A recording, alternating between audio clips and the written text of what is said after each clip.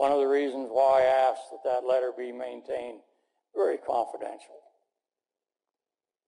They know what the problems are. Within 2 months after leaking of the letter, I got an email from a group of scientists in the Chinese government asking me, is this your organism?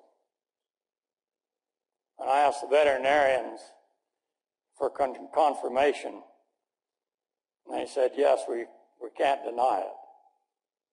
But said, ask them what media they're growing it on, because we can't get that good a growth. And so I emailed back and I asked them what media they were growing the entity on.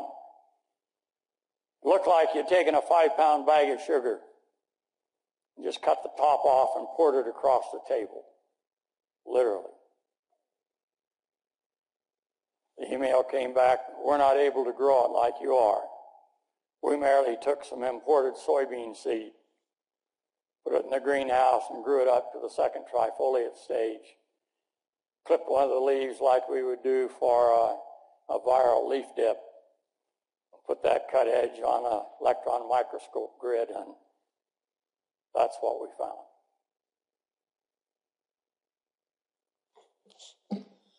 I'm scared to ask this next question. In Calgary, the city has started using persistent herbicides that last for, well, it's tough to know exactly how long they'll last in our soils. Glyphosate's really scary, but what is your take on persistent herbicides, and has any research been done on that? On question on how persistent is glyphosate? And their dangers, I mean, both, yeah, their health impacts as well. Okay, with glyphosate, again, very difficult compound for microbial degradation, because such a strong chelator that it shuts down a lot of those enzymes that would normally be involved in degradation of our pesticides. There are organisms, a few organisms that can utilize it directly. Fusarium is one of them. That may be why we're seeing an increase in virulence. I don't know. Bob Kremer, Dr. Kremer at the University of Missouri, though finds it in the greenhouse, in a laboratory setting, Fusarium will degrade glyphosate. It's slow, but it can do it. Most organisms will degrade it to the AMPA, that first degradation stage, rather than taking it all the way to phosphorus and nitrogen and carbon dioxide. So that the first degradation isn't as difficult, but it takes place by a process we call co-metabolism.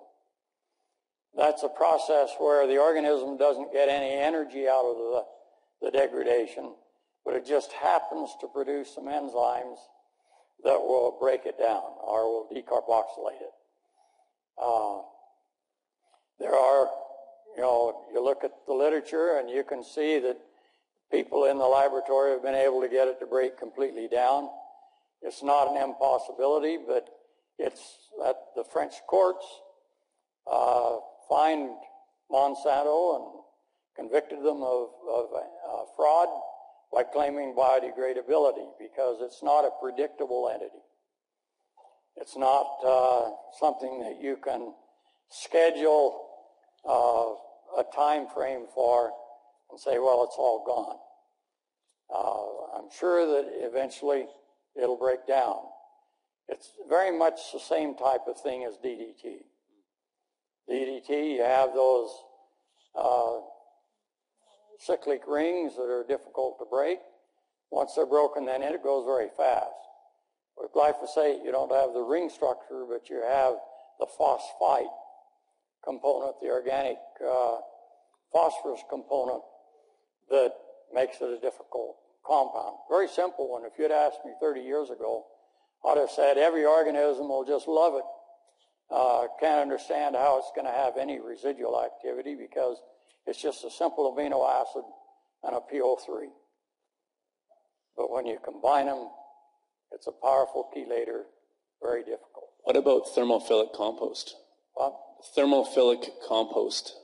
Does that have compost? Farnhorst with Canada Ag has done some work on decomposition as well as absorption of glyphosate. The two factors for longevity are soil pH and also clay content. The lower the pH, anything below 7, you'll have greater absorption of the glyphosate into soil. Anything as the clay content goes up, you'll have greater absorption, more difficult to get it exposed to the microorganisms for decomposition. Organic matter has almost nothing to do with it. Very surprising, because we would have thought that manuring and that big stimulation of microbial activity that you get with organic matter would really assist in degradation. Farnhorst and others have shown almost no effect at all. And that's because degradation is primarily by co-metabolism rather than the direct stimulation of the organisms. Dag?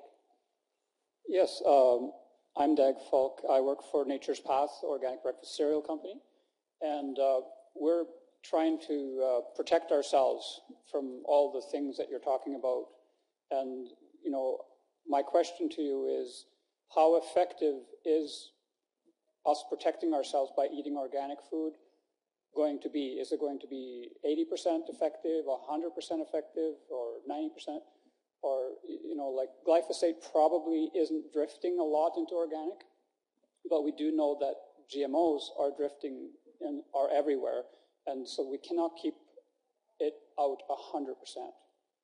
And what should people do? What's the best advice you can give to somebody who wants to do everything they can to protect their young children and themselves and everybody? There's no question that it'll be a marked improvement.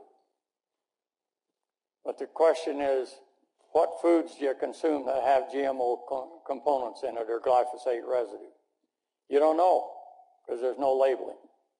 70% of our food we know does contain the foreign proteins.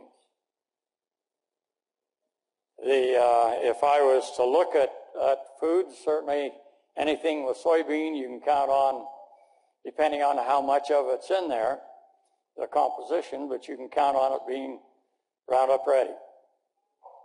98% of it is, unless you go organic. Dr. Michael McNeil's been doing a lot of research on residual glyphosate in food and in manure and other products. Had a poultry farm that was using distiller's grain. They were also using, I forget what, they're using soybean meal and using something that had a high residue of glyphosate.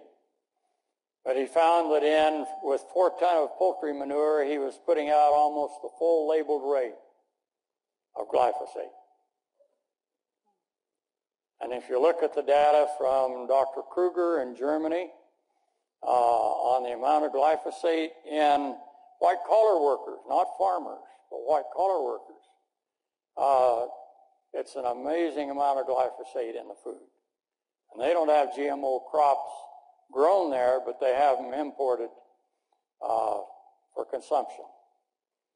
So it'll depend on what your intake is.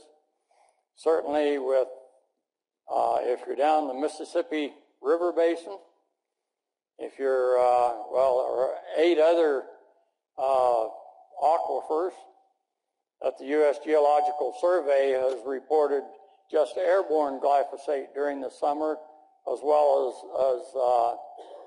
as content in the water is well above the 1/10 part per billion that the French study that's just released shows will shorten the life expectancy 30% and a 50 to 80% increase in cancers and then the liver and kidney damage also.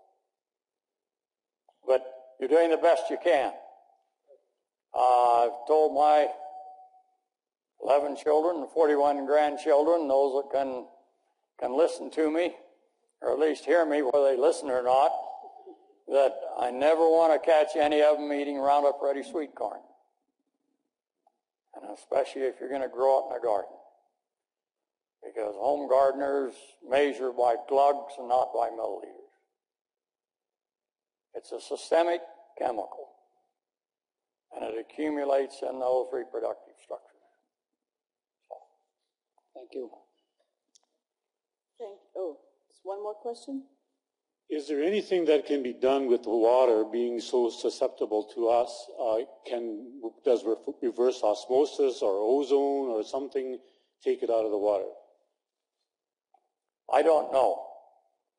I would anticipate that reverse osmosis would pull it out, pulls out all of your minerals, and you're going to have it chelated with calcium and magnesium primarily there.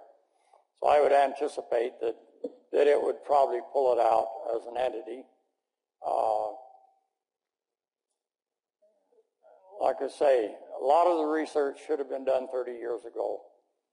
We finally, 16 years after the genetically engineered crops and almost 6 years after the commercial use of glyphosate, we finally have the first long-term study on health effects.